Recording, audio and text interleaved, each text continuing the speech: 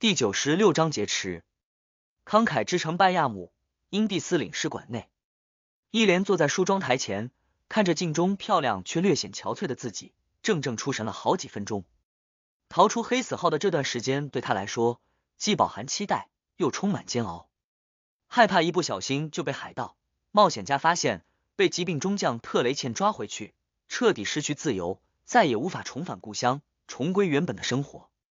直到通过家族残留的关系，躲进祖国领事馆，弄到了离开大海的船票，他才放松了一些。但这依然不足以让他的心灵踏实安稳。他认为真正的登上北大陆才是一切的结束。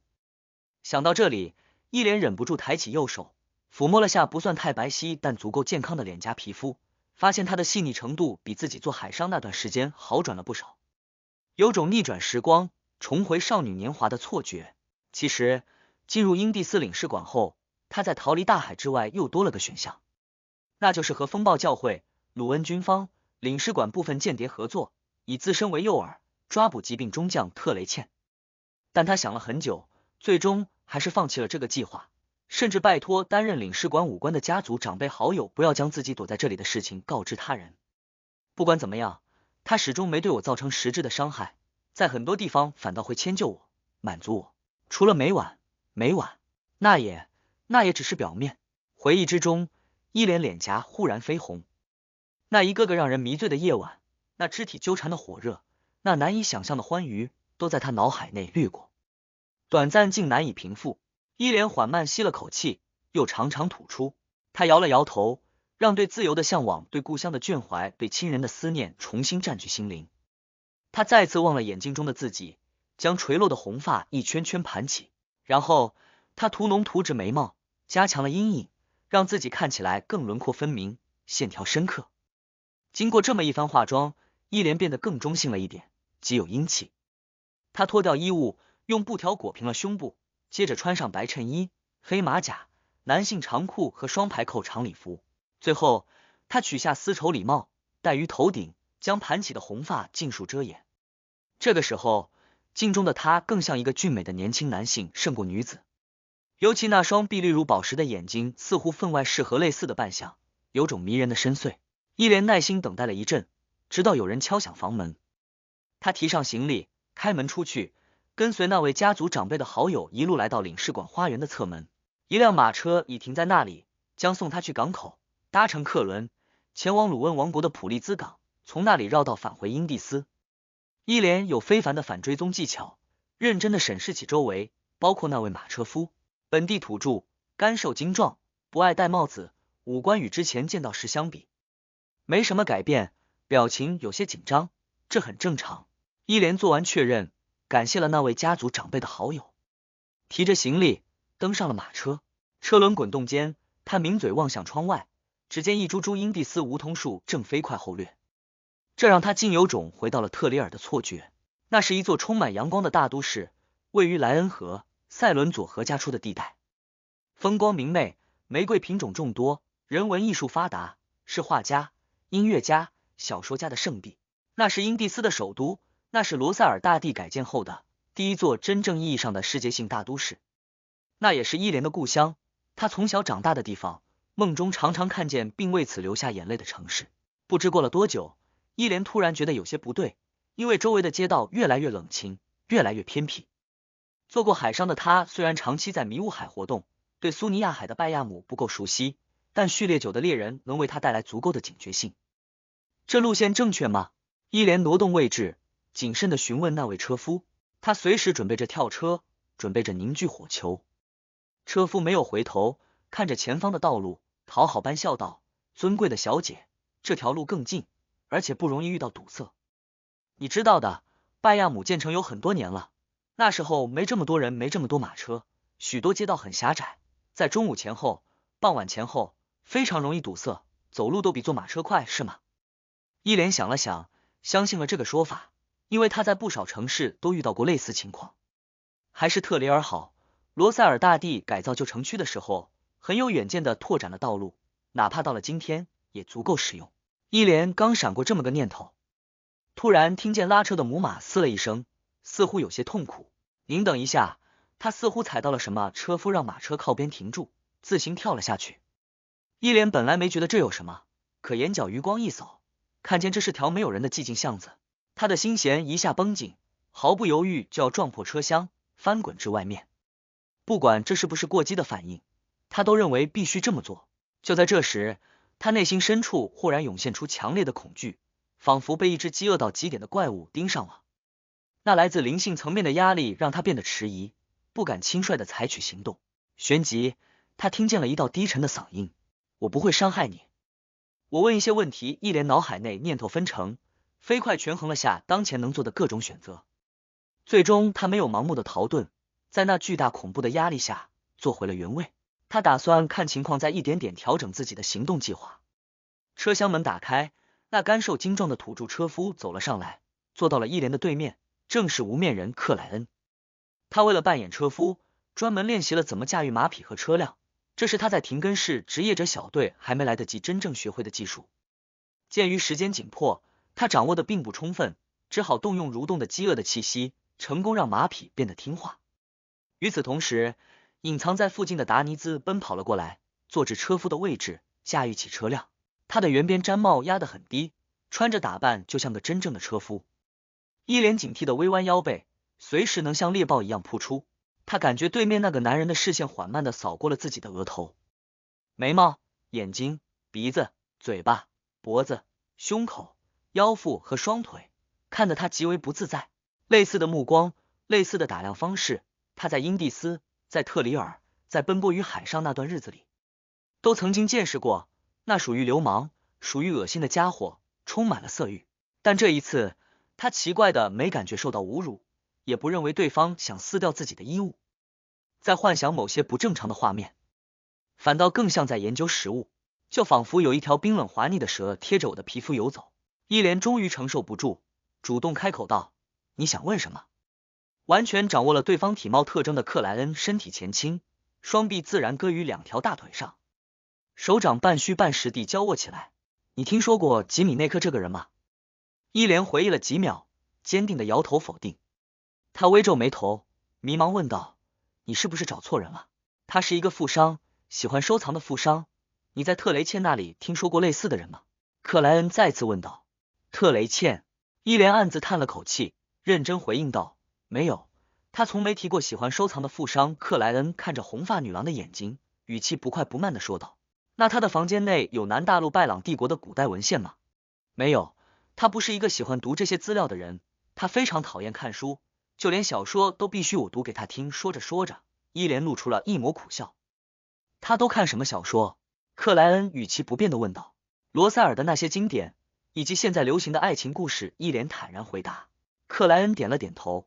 “他有收藏是吗？”“有，但除了他和少数几位神秘的拜访者，别人不能进入，包括我。”伊莲回忆着说道。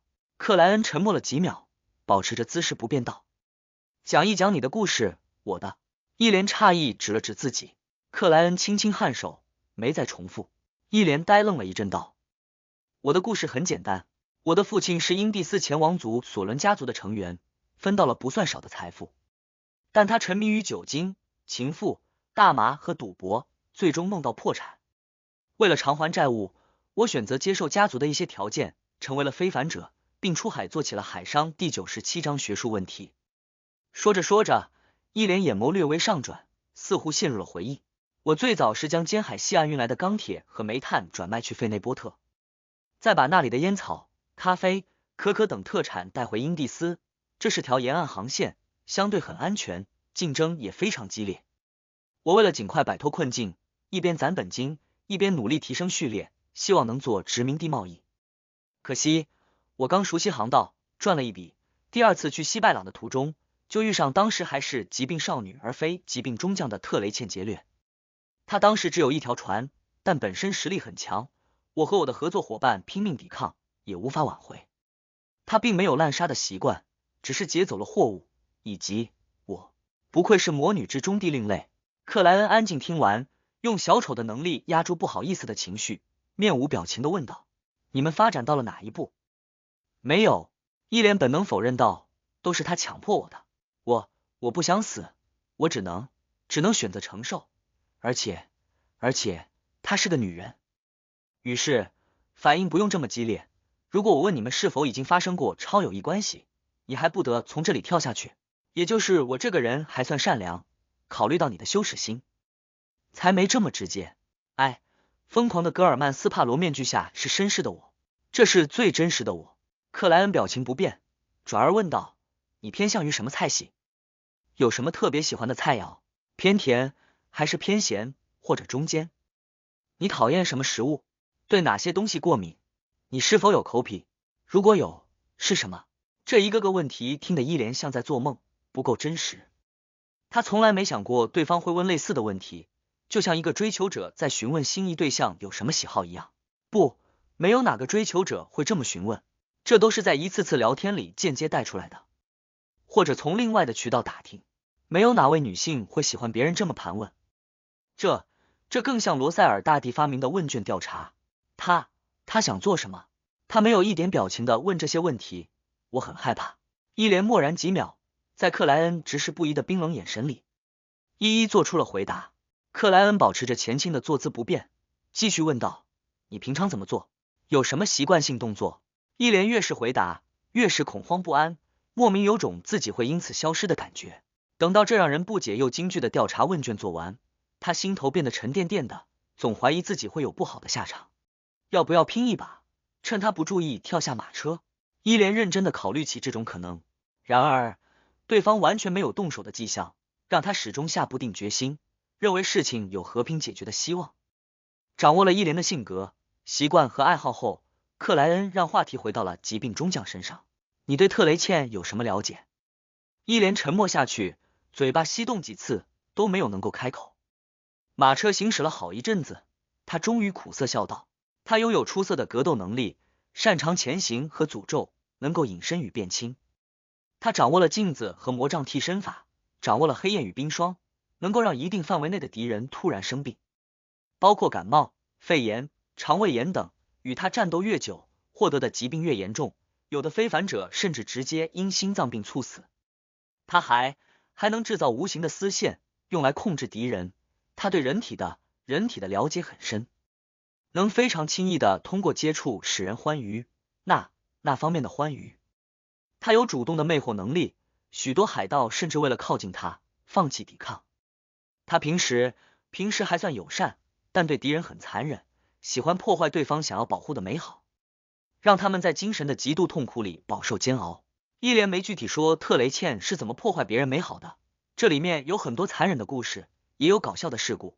这位疾病少女曾经让敌人父子残杀，也唆使过一位仇敌的妻子背叛他，让他直接撞见了现场。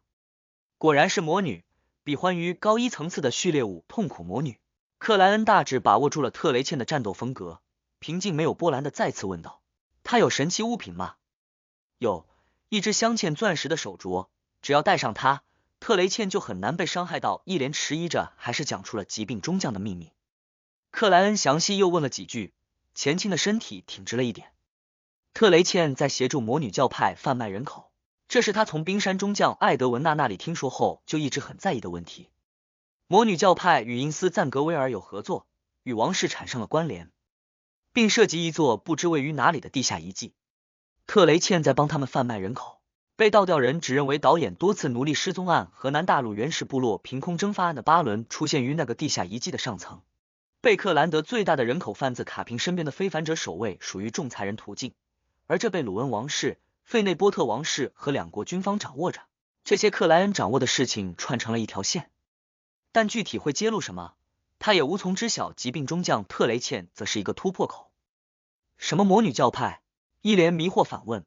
你不需要知道，克莱恩冷静地回应道。如果你明白了什么是魔女，怀疑给你欢愉的那位极有魅力的疾病中将曾经是个肮脏野蛮的男人，我怕你会当场失控。不用谢，我是个好人。克莱恩在心里吐槽了一句。伊莲压下疑惑，回忆着说道。他最近1年确实帮忙运送了几船奴隶，交易的另外一方是疯船长康纳斯维克托。据说他和鲁恩很多人口贩子、奴隶商人都有深入的合作。疯船长康纳斯维克托，克莱恩记住了这个绰号和名字。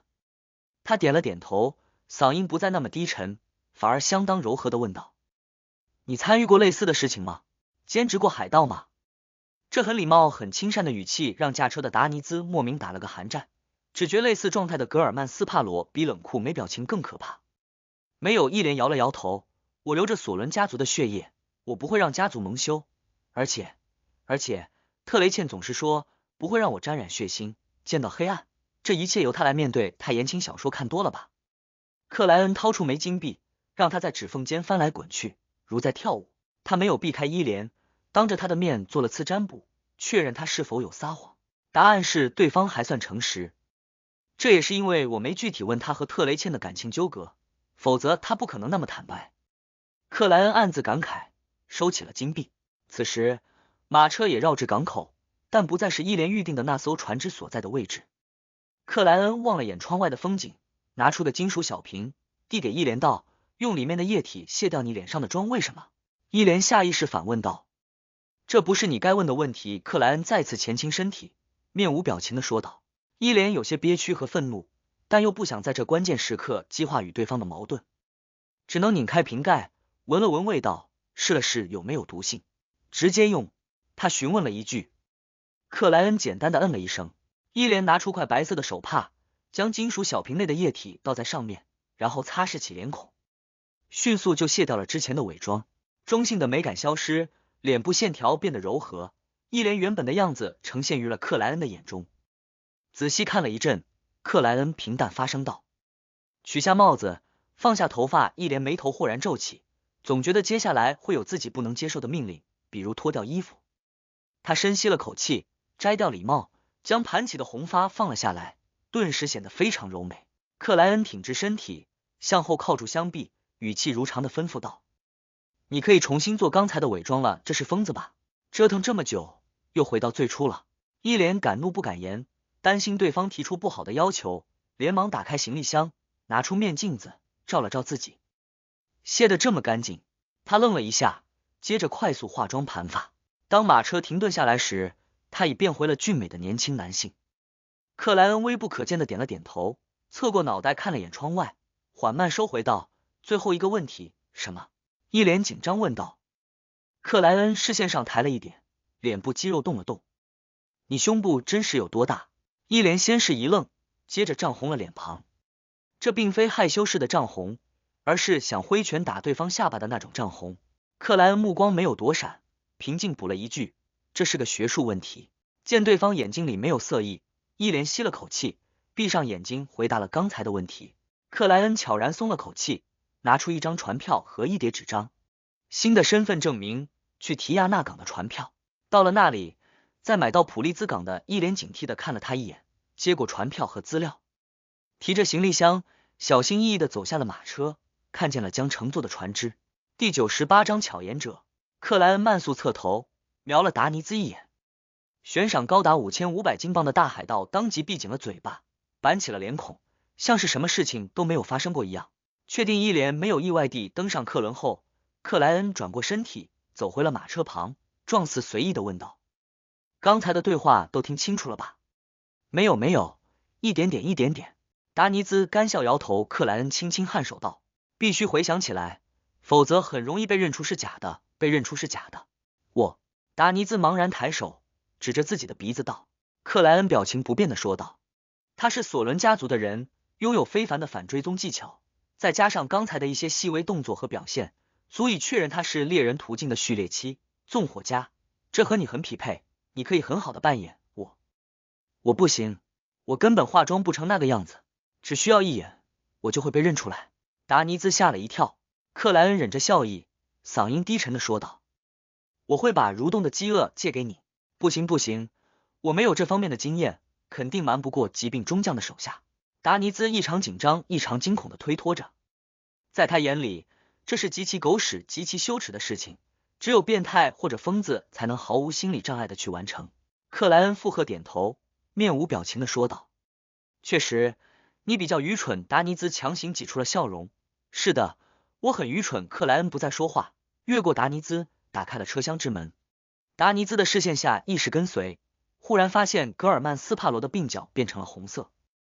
他呆滞的眨了下眼睛，看见对方的侧脸线条已然柔和，眼眸碧绿深邃，嘴唇轻轻抿着，略显软弱和摇摆，有种中性的俊美感。与刚离去没多久的伊莲一模一样。目送格尔曼斯帕罗的身影进入车厢，达尼兹回过头来，嘴角抽动了2下。他默然几秒，无声自语道：“真是个疯子，说变女的就变女的，一点都不犹豫。”不得不说，伊莲的男装扮相确实挺好看的。这种非凡能力真的很实用啊！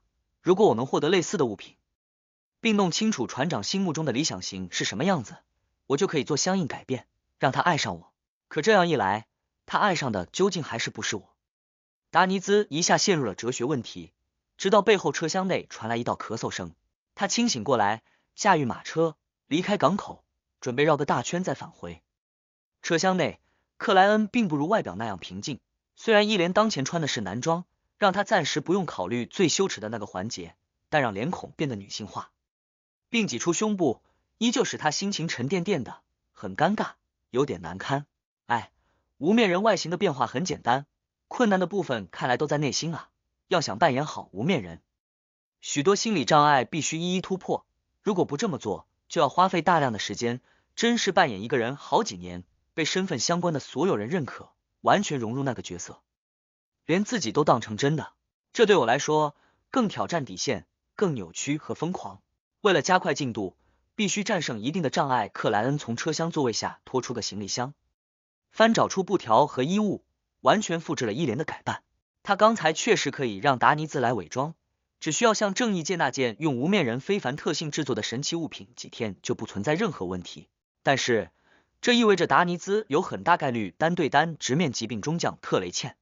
没有小丑能力的他几乎隐瞒不了多久，将有极大的生命危险。克莱恩不会也不可能让别人为自己的事情承担这么大的风险，所以他只能挑战自我，亲自上场。很快，他就与伊莲刚才的样子一模一样，黑色丝绸礼帽之下是张偏中性的俊美脸庞，线条柔和与分明皆备，碧绿的眼眸像宝石一样漂亮。他调整了身材，比原本矮了好几厘米，肩膀变窄，骨架变小，看起来似乎轻了不少。克莱恩脑海内迅速浮现出了自己当前的样子，这是小丑的能力，还不错，也没什么嘛。或许是美女装的关系，与变格尔曼斯帕罗、变达尼兹、变其他什么人没太大区别，就是漂亮了一点，胸口累赘了一点。如果在地球时，我就长这副样子，早就不愁没女朋友了。他半是自嘲半是安慰的扯动了下嘴角，放在格尔曼斯帕罗身上很平常的动作，此时竟显得有些可怜和委屈。克莱恩暗骂一声，忙调整心态，一点点投入到了真实的扮演里。随着时间的推移，他发现自己的心理障碍真的淡化了许多，随之而来的则是一种放松，一种平静，与魔药似乎更加契合了。而这就意味着消化的速度会变快。果然有用，克莱恩无声自语了一句，悄然起身，逆走4步，进入灰雾之上，又一次确认了这次行动的危险程度。返回现实世界后，他改用伊莲的嗓音，刻意压低道：“去港口6号码头。”达尼兹没觉得不对，改变方向后才忽然醒悟过来，不由自主打了个寒战，和真的一样。如果他哪天变成船长的样子骗我，我可能都分辨不出来。过了一阵，马车重入港口，驶向伊莲原定的那班客船，但又未真正靠近，绕了半圈，抵达了附近的仓库。达尼兹跳下马车，按照约定的方式敲响了仓库的大门。里面先是出来了一批有明显本地血统的码头工人，向着四周散去。确认没有其他情况后，光头反抗军卡拉特才坐着轮椅出来。人呢？他望着达尼兹道。通过伊莲这件事情，达尼兹成功和反抗军建立了联系。达尼兹嘿嘿笑道。车厢里，他喝了使人失去力气的药剂，效果还能维持10个小时。记住，那1000磅赏金我拿70%。卡拉特抬起右臂挥了一下，顿时有2位瘦削的反抗军上了马车。头儿，是那个女人。他们很快探出脑袋，用本地黑帮式的口吻说道：“带她下来，我们的任务是保护好她。”卡拉特又强调了一遍。那2名反抗军当即一人一边架着男装的伊莲走下马车。克莱恩借助小丑的控制力，装的脚步虚浮，摇摇晃晃。他很快被转移，来到了拜亚姆贫民区域的一栋房间内。与此同时，卡拉特吩咐一名信仰海神的本地黑帮成员去找居里士奥兹尔，告诉对方这边已经找到目标，让他拿1000磅来换人。至于达尼兹，则已经回旅馆等待消息。到了中午，奥兹尔给了口信，说不知道是真的还是假的，想派一个人过来做确认。卡拉特答应了他的要求。临近傍晚，一道人影出现在了那栋房屋外，这是个穿阔脚裤、披棕夹克、做本地人打扮的鲁恩人。他眉毛很短，只有正常人一半，眼窝深陷，眸子呈棕褐色，棱角相当分明。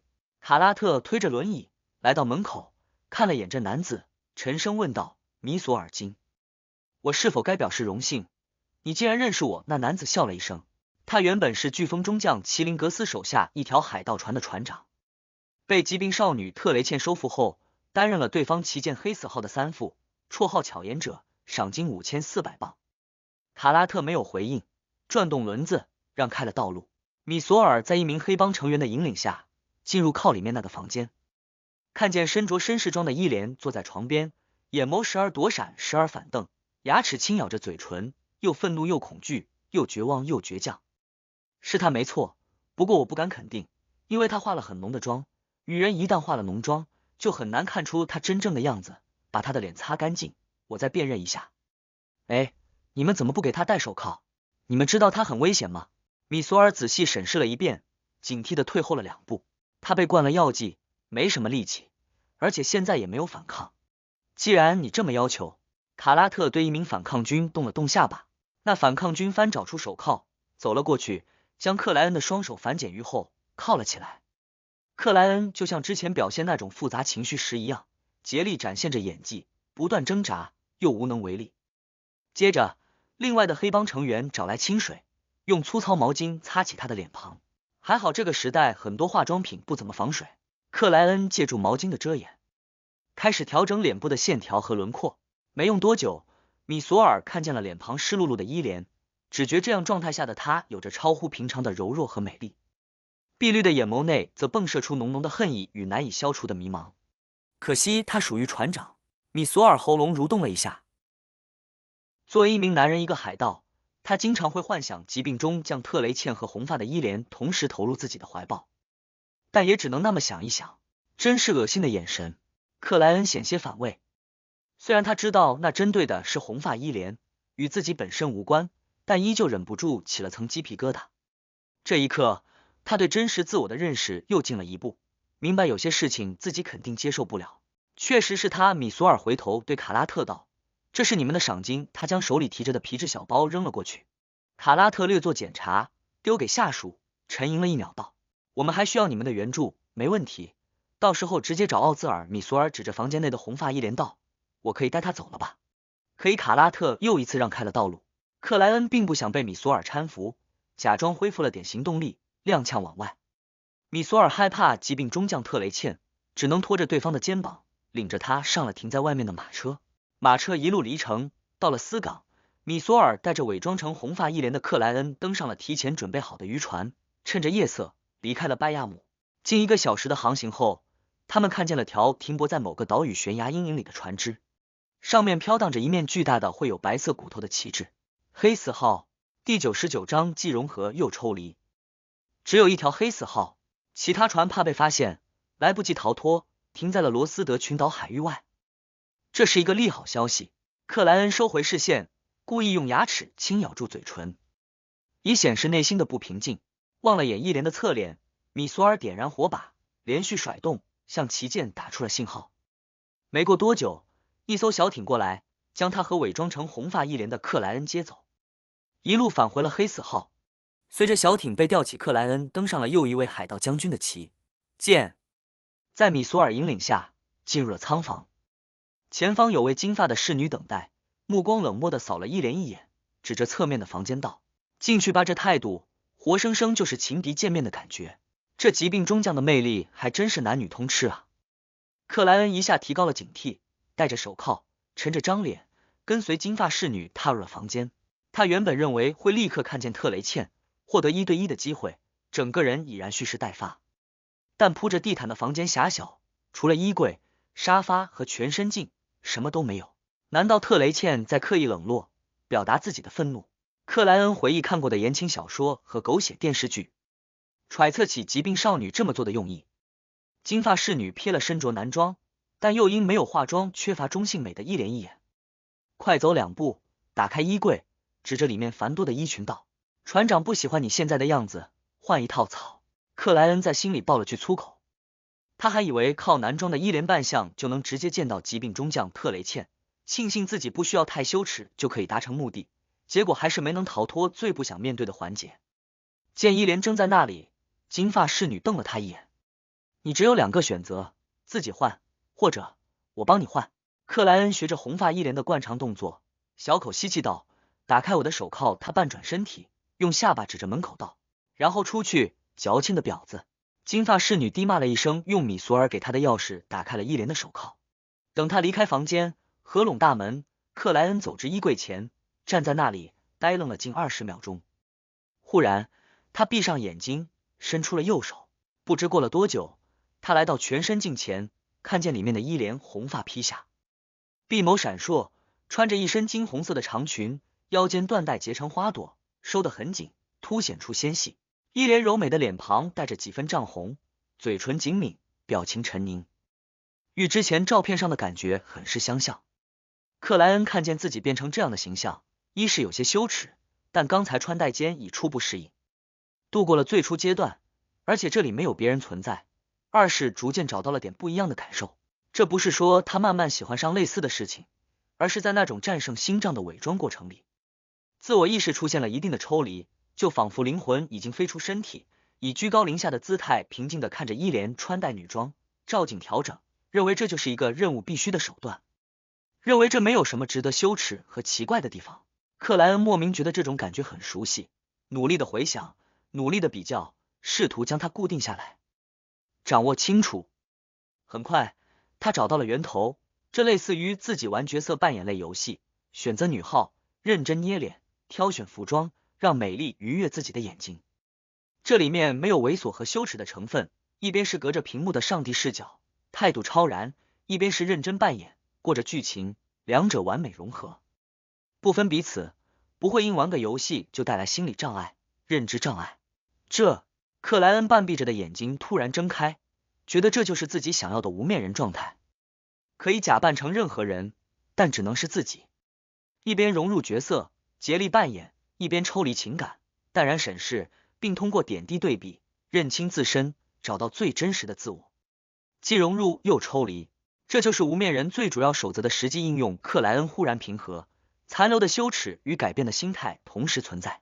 他以那种抽离的态度，以玩角色扮演类游戏的态度，审视着全身镜里的自己，认真找着不够好的地方。幸亏我提前让达尼兹弄了2套女装回来研究组成构件，否则真没办法第一次就穿得这么快这么正常，很容易露出破绽。呵，这就叫专业。女人的衣服真复杂，从无面人的角度看，伊莲的五官和脸部线条都还有不少缺陷，漂亮归漂亮，对我来说绝对称不上惊艳。这种心境状态下，我能明显感受到魔药的消化。克莱恩看着镜中的自己，就像在看一个名为伊莲的角色。咚咚咚，房门被敲响，金发侍女不耐烦地问道：“好了没有？”克莱恩当即沉下脸，如同对方欠了他1万金镑尚未归还。他保持着这种状态走至门边，拉开了房门。金发侍女瞄了他一眼，扬起手铐道：“把手背过去。你现在是犯人。”因为红发伊莲已经置身于黑死号，他完全不担心对方会报起发难，只是纯粹的想羞辱对方。克莱恩哼了一声，半转过身体，背起了双手，因对方不怎么注意自己的扮相而轻松。戴好手铐，他在金发侍女的引领下来到了船长室前。这里房门半掩，带着温暖感觉的香味弥漫了出来，不算浓烈，却足够悠长，让人回味无穷，并不由自主往床子之间的欢愉遐想。金发侍女抬手敲了敲房门，正要开口，就听见里面传来一道略显低沉却足够柔美的女声，让她自己一个人进来。金发侍女的脸色顿时变得阴沉，推开房门，用眼神示意克莱恩进去。最关键的考试来了。克莱恩吸了口气，走入了房间。他的身后，大门哐当合拢，将内外隔绝。克莱恩踩着厚厚的地毯，借着金色灯架上的一道道烛光，看见位相当美丽的女士靠坐于书桌后，穿着米色长裤的双腿斜着伸了出来，交叉搁着。她眉毛又长又直，一双蔚蓝的眼睛锐利而明亮，上半身只穿了件白色亚麻衬衣，那里的风光隐隐约约透出，又被垂下的乌黑卷发遮住了关键，让克莱恩忽然就有些不自在。看到红发伊莲进来，疾病中将特雷茜抬起左手，像笑又没笑的问道：“你说我该怎么惩罚你？”他的手里提着根黑色的皮鞭。于是有话好好说。克莱恩用吐槽对抗着不自在的心情，他的眼眸先是微微上转，继而平视对方，不带一点感情的说道：“回到这里就已经是最大的惩罚，其他都只是附加，还是一样的倔强，又总是摇摆不定。”特雷茜站了起来，身姿修长而曼妙，在烛光的照耀下，她体表阴影起伏，极为魅惑。她噙着抹笑容，左手提着皮鞭，一步步走向了红发伊莲，没有丝毫怀疑。这个过程里，克莱恩注意到他的右腕戴着纸镶嵌满钻石的手镯。伊莲描述的那件神奇物品，能抵消绝大部分伤害。本打算双方距离一拉近就动手的克莱恩，强行忍住了冲动。哟，他们把你手铐上了，这样挺好的，我们都没玩过这种游戏。特雷茜表情带笑的说道，可一双蔚蓝的眼眸却仿佛积累着风暴的海洋。于是，你的台词有点糟糕啊。克莱恩紧抿嘴唇，没有说话。特雷茜走到了他的面前，抬起右手，摸着他的脸颊往下滑动。回来是最大的惩罚。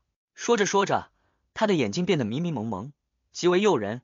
我看你平时并不这么认为。虽然一开始总是很抗拒，但后来往往比我还热情。他话音未落，克莱恩的左掌诡异的从手铐内抽出，快如闪电的抓住了他腕部的手镯，猛地往下一撸。与此同时，那只手蒙上了一层金色。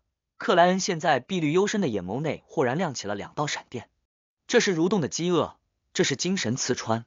而刚才挣脱手铐的能力属于魔术师，是克莱恩很少用到的骨骼软化。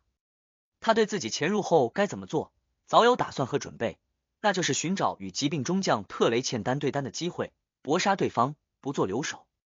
只有这样，他才有希望战胜一位海盗将军，只有这样，他才可能重创并抓住对方。而就算不行，杀掉也无所谓，去灰雾之上通灵这种事情，克莱恩已经很熟练，不怕无法获得情报，一个人口贩子也不值得怜惜和心软。另外，他为了不被发现破绽，只带了最不容易被察觉、最善于伪装自己的蠕动的饥饿，其他神奇物品都放回了灰雾之上的神秘空间，加上此时身处黑死号内，周围还有许多敌对的非凡者，所以必须速战速决。这同样也是为了规避特雷茜的疾病能力。与他战斗，时间越久，病情越重，病种越可怕。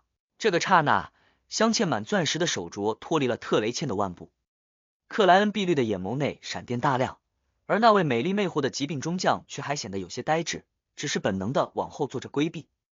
他不敢相信伊莲会对自己动手，不敢相信对方拥有类似的反应和能力。第100章挑衅。特雷茜看见伊莲漂亮如同绿宝石的眸中，两道闪电炸亮，银白耀眼，彻底占据满了自己的世界。他弧线优美的下巴猛地扬起，仿佛要发出极端痛苦的惨叫，但是他却僵硬在了原地，幻象一样破碎了。房间内摆放的那面全身镜咔嚓裂开，迅速崩解，洒了一地。镜子替身法。特雷茜穿纯白衬衣、米色长裤，漆黑皮靴的身影浮现在了全身镜同侧的角落里。还未来得及缓气，就听见了沉重的噔噔噔脚步声，看见红发的伊莲长裙后荡，战车般碾压了过来，左掌戴着的手套苍白中透着些许阴绿。克莱恩已切换至活尸状态，肌肉按紧，力量陡升。他袖口荷叶边一飘，拳头紧握，铁锤般砸向了疾病中将特雷茜。砰砰砰！他虽然依旧保持着伊莲的样子，但动作却如同猛兽，凶狠强硬，一拳接一拳，一脚接一脚，打得特雷茜只能竭力招架，找不到空隙使用别的非凡能力。若非痛苦魔女对应的序列90刺客，在格斗和闪躲上有着超乎寻常的技巧，这一轮狂风暴雨般的攻击已经能让特雷茜遭受重创。砰砰砰！克莱恩的拳头上弥漫出双白之气，与疾病少女特雷茜的每一下接触都能让对方轻微颤抖，体表渐渐凝出浮冰。这是活尸对冰霜力量的掌握。眼见血液逐渐变僵，特雷茜不再犹豫，硬抗了一拳。她唇色变白的嘴巴随之微微张开，发出了一声无形的尖叫。伴随着尖叫，他身体内部往外涌出了一道幽蓝色的虚幻光环，所过之处，冰霜凝结，层层叠叠。也就是1-2秒的时间，他和克莱恩已置身于冰冻世界内部。周围是厚厚的透明的冰块，外面覆盖着松软的白霜，两人看似隔得很近，却需要打破重重阻碍才能再会。特雷茜英气明艳的脸上露出了抹笑容，身体从内到外燃烧起了安静的黑焰。他们飞快融化着周围的冰霜，为疾病少女的反扑，为她掌握主动权开辟着道路。就在这个时候，他看见经常软弱不够坚毅的伊莲表情不变的打了个响指，一根不被注意的火柴燃起，赤红的焰流腾跃，瞬间将那道红发长裙的身影覆盖于内。特雷茜瞳孔一缩，灵性直觉有了极为不好的预感。他背后的安静黑焰里，依旧是一脸样子的克莱恩跃了出来，双臂前伸，环抱住了疾病少女特雷茜，将她的双臂牢牢禁锢于原地。与此同时，他张开嘴巴，发出声音，砰！无形的空气弹射出，威力超过了左轮，堪比最新型的步枪。他越过虚空，准确的命中了特雷茜的后脑。噗！子弹掀开头骨，钻了进去，但疾病中将的身影却豁然收缩，变成了一根被打断的黑杖。魔杖替身法。特雷茜迅速浮现于斜对面，衬衣纽扣脱落，露出了雪白诱人的风景。然而，吸引克莱恩目光的不是这个，而是对方掌心沾染的那抹鲜血。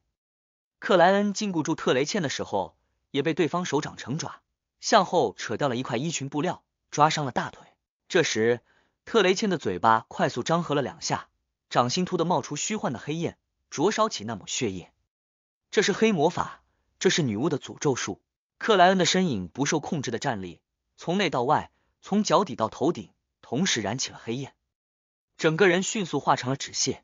他刚凸显于另一个角落，就感觉四周有数不清的无形蛛丝缠绕而来，有的坚硬，试图捆绑；有的柔软，挑拨着身体不同地方，让克莱恩这战斗时极为冷静的非凡者都心跳加快，耳朵发热，身体微酥带麻，既有感冒般的不适，也有血液下涌的冲动。比起廷根市的那位雪伦夫人，特雷茜在蛛丝上的能力可怕了何止一层。克莱恩不敢怠慢，当即打了个响指，啪的一声，附近的蛛丝全部被点燃，赤红的火苗反向延伸，潮水般涌向了疾病中将特雷茜。在停根的时候，克莱恩就知道欢愉魔女的蛛丝怕火，一时之间，房内中央区域变成了一个被点燃的巨大蛛网。特雷茜猝不及防，已被灼热的火浪席卷到了身旁。哼，他鼻中吐气，体内再有幽蓝色的虚幻光华外涌，将自己冰封于了透明而巨大的晶状体内。赤红的火焰涌来，让冰块外层不断融化，自身也越来越虚弱。克莱恩没去捡那镶嵌着钻石的手镯，因为不清楚那玩意究竟有什么负面效果。在不够了解的情况下仓促使用神奇物品，对本身来说大概率是危害，而不是助力。他挺直身体，张开双臂，左掌的手套染上了太阳的色泽。光之祭司。这一刻，藏身冰块内的特雷茜只觉熟悉到极点的伊莲比往常多了几分神圣的光彩，眉眼间洋溢着前所未有的坚毅，美丽不再柔弱，更像一朵盛开的太阳花，一朵沾满鲜血的战场之花。特雷茜嗓音略显嘶哑的喊道：“你究竟是谁？为什么不敢露出自己真正的样子？穿着裙子的情况下，用自己的样子多违和啊，还是伊莲的比较合适。”克莱恩心境抽离，念头一闪而过，紧接着他赞美了太阳。一道恢宏明净的光柱凭空落下，缭绕着金色的火焰，将冰块连同特雷茜完全笼罩。冰层以肉眼可见的速度飞快溶解，消失不见，灿烂神圣的光芒随之暗淡，瓦解破碎。特雷茜的脸色苍白了下来，一个翻滚，动作敏捷地避开了克莱恩切换至审讯者的精神刺穿，看不出在光柱里具体受到了什么伤害。神圣之光克制死灵和污秽，对魔女只能算正常的序列5一击。砰砰砰，特雷茜连做翻滚，躲过了克莱恩打出的空气子弹。地毯上则多了一个又一个孔洞，翻滚间，特雷茜的身影豁然不见，消失在了敌人的视线里。魔女的隐身。克莱恩微弯腰背，高度警惕，并利用自身的灵感和小丑的危险预感，寻找起特雷茜的踪影。可是短暂之间，他什么都没能发现，而他的额头越来越烫，肺部如同火烧，喉咙又痛又痒，即将控制不住的咳嗽。不能再拖延下去了。克莱恩思绪电转，突然低沉笑了一声，改用生硬的男音道：伊莲把你的秘密都告诉了我，也把他自己的秘密全部告诉了我。他话音未落，灵感突有触发，因为某个角落里出现了强烈的情绪波动，那愤怒痛恨之意难以掩饰。克莱恩当即半转身体，望了过去。他左掌的手套瞬间浮现出层层叠叠的金色鳞片，他的眼眸也染上了淡金，仿佛竖了起来。无声无息间，特雷茜的身影一下勾勒，表情痛苦而扭曲。她极有女人味的乌黑卷发疯狂滋长，向着四周蔓延开来。心理医生之狂乱，情绪本就被调动的特雷茜面对这样的攻击，当即近乎崩溃，短暂失去了理智。克莱恩抓住机会，啪的打了个响指，空气子弹飞越两人间的距离，直奔特雷茜哪怕扭曲也依旧美丽的脸庞。忽然，一缕乌黑粗壮的发丝扫过，空气子弹改变了方向，砰的打在了特雷茜的左肩，打得他衬衣破裂，血肉飞溅，白骨露出。啊！特雷茜发出了一声凄厉的惨叫，体内的黑焰无穷无尽般涌出，将他完全笼罩。紧接着，黑焰外面又凝出了厚厚的冰晶。在此之外，疯狂生长的乌发岛卷层层缠绕，将特雷茜、黑焰和冰晶全部包裹于内，似乎织出了一个由人类毛发组成的巨大蚕茧。砰砰砰！克莱恩的空气子弹接连打出，却都只能穿透黑发，陷在冰晶中间。他停顿下来，让左掌手套焕发出太阳的光芒。就在这个时候，他喉咙一痒，再也难以控制，剧烈咳嗽起来，预备的攻击未能如愿展开。黑发蚕茧内的特雷茜此时已恢复了理智，拔高声音，尖利喊道：迪西，迪西！这一刻，克莱恩竟愣了一秒，恍惚间仿佛回到了贝克兰德，回到了第一次遇见恶魔犬时，他知道不敌，只能边喊杀人了，救命了，边疯狂逃遁，终于成功摆脱了危险。此时此刻，特雷茜的迪西喊声有异曲同工之妙，而黑死号上的非凡者就算没有一打，也不会比这少太多，并且序列较高者比比皆是。果然，速杀一位海盗将军还是太困难了，即使是行刺。克莱恩咳嗽了两声，啪的打了个响指，不再攻击，不再犹豫，转身奔向了船长室的窗户位置。